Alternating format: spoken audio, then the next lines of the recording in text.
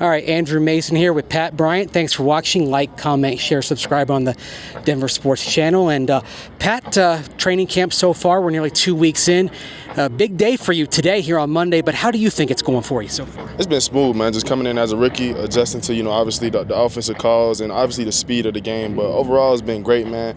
Looking up to a lot of the vets, man, learning from those guys. At the end of the day, they always told me, like, it's going to be a long, long season. So my main focus is just, obviously get better, but at the same time, take care of my body. The speed of the game. Now, you obviously had to work in OTAs and you were catching some eyes out there, but the speed of camp, how is it different than like OTAs mini camp that we saw?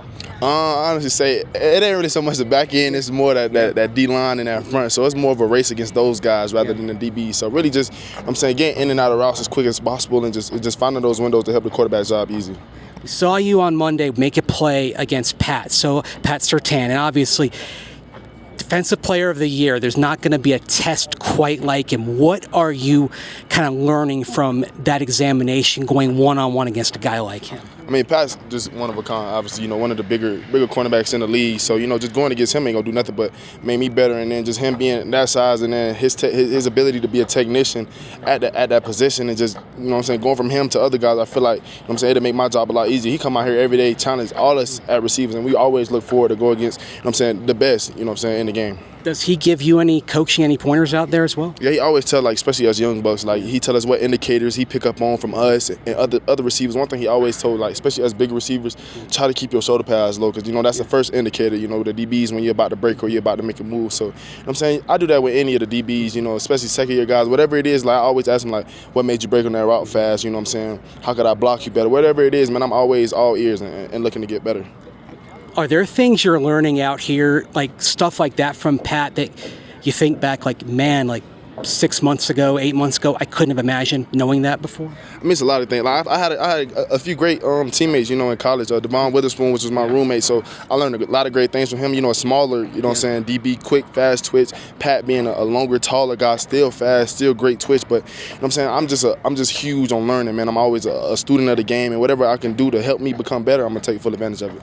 Now, you mentioned the learning at Illinois. Obviously, you made a big impression because one of the reasons you're here is Jim Leonard, who was on that staff a couple of years ago. What did you know about Coach Leonard when you were there, and did you realize you kind of made that much of an impression back then? I remember going against Coach Leonard when he was at Wisconsin. He was telling us how he was pressing the DBs when they was going against us that week. I think we had a lot of deep balls. They kept trying to stop the deep balls, but they really couldn't. Yeah. But just him coming from there. I didn't even know he was at Denver, which is the crazy part about it. So my head coach told me, and then I saw him the first day when I came in here. I was like, dang, that's crazy. But he's the guy that, he was at Illinois. He saw my work. He saw the work ethic. He saw everything I did, came in the building early, just worked for it. And he knew what kind of player I was. I just needed the opportunity, and I'm going to take full advantage of it. How much did Denver reach out to you before the draft? I say pretty much just as much as every other team, just the meeting at the draft and the Zoom calls. So it's pretty normal. Nothing really stood out too much. It was not a special feeling then. It was just pre-draft. Some guys, they're like, oh, man, I kind of knew, but didn't really have a clue then. Nah, I was just in the mix. My mind was just, I just wanted the opportunity. Drafted, undrafted, whatever it was. I just wanted the opportunity, and I knew I was going to take advantage of it. But, hey, they picked me up early. Third round, came to a great team that's on the way to the Super Bowl. So I'm looking forward to, hopefully, getting that shot at the Super Bowl my rookie year and then going out there and making plays to help the team win. You just said that Super Bowl, and Sean has said he's not afraid to mention that. So, what is that? How has that kind of been received in terms of that expectation being thrown out so soon to you guys in the meeting rooms? He preaches it, man. At the end of the day, it's up to us. We play the game. They just put us in position to make the plays. So at the end of the day, we got to come out here, put this work in, and that's kind of the mindset we keep, whether it's in the meeting rooms, whether it's here, whether it's in the weight room, whether it's getting recovered. We just got to have that championship mindset. And the vets do a great job preaching it. Before practice started, they always tell us championship practice. And when you slacking, you gonna have those guys pick you up. The one thing the vets do a good job is pushing us.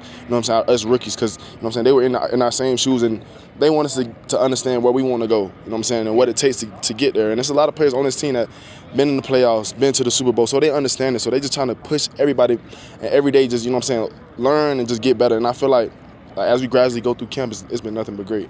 And speaking of those vets, one who we chatted with last week who talked a lot about you is Trent Sherfield and kind of reaching,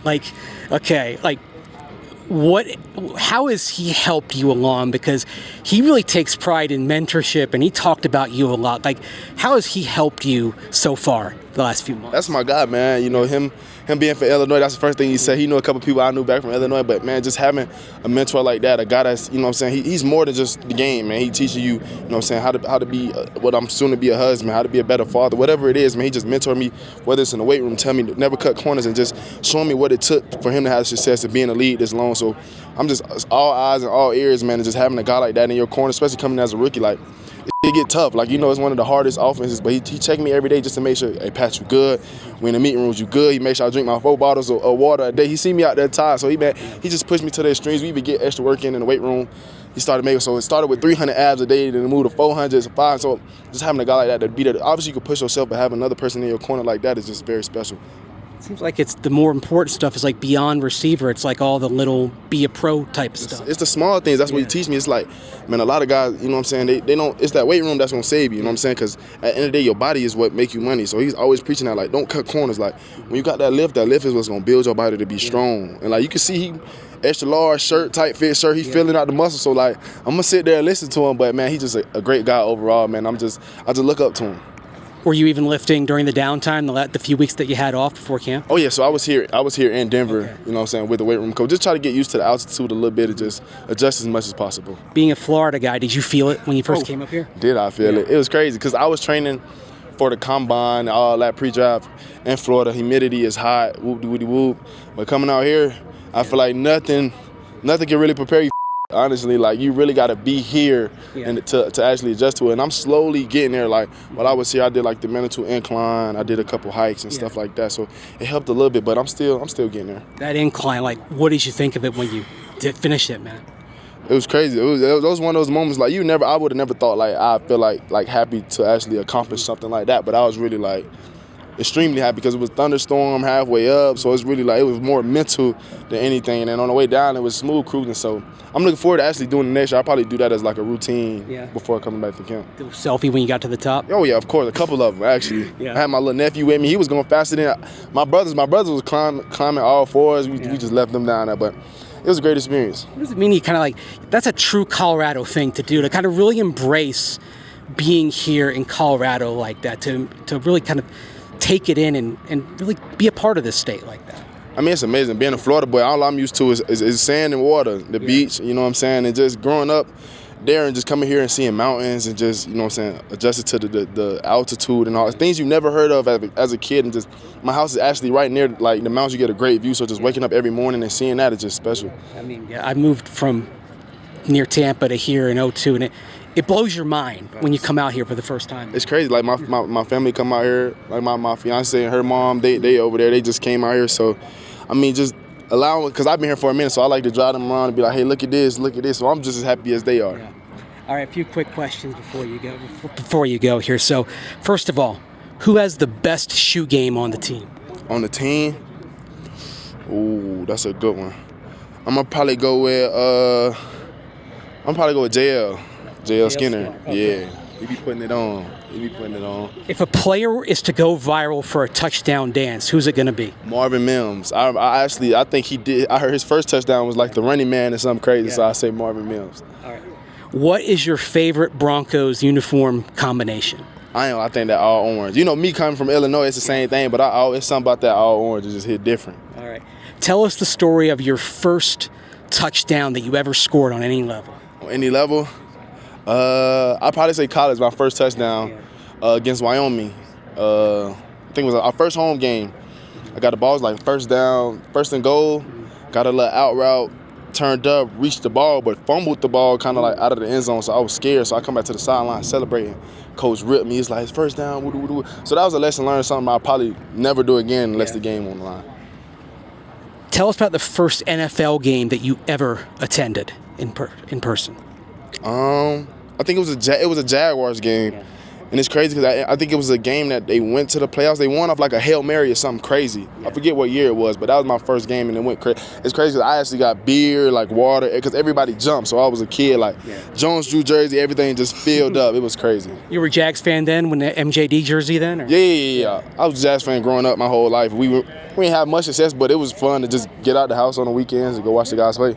And finally, if you weren't playing football, what would you be doing for a living? For a living? I'd probably say I'd be like an athletic director or like a mentor, something for like the community to help kids, you know what I'm saying, become who they want to be. Give back then, something like that. Yeah, of course. That's what I'm for. Like, especially when I retire, that's probably something I end up doing. Someday you'll be a mentor, kind of like Trent is for you. Yeah, it's facts. The same thing he doing, I'll probably end up doing for one of the rookies up the road. All right. Appreciate you, Pat. Thanks, man. Thank you guys for having me. All right. Appreciate it.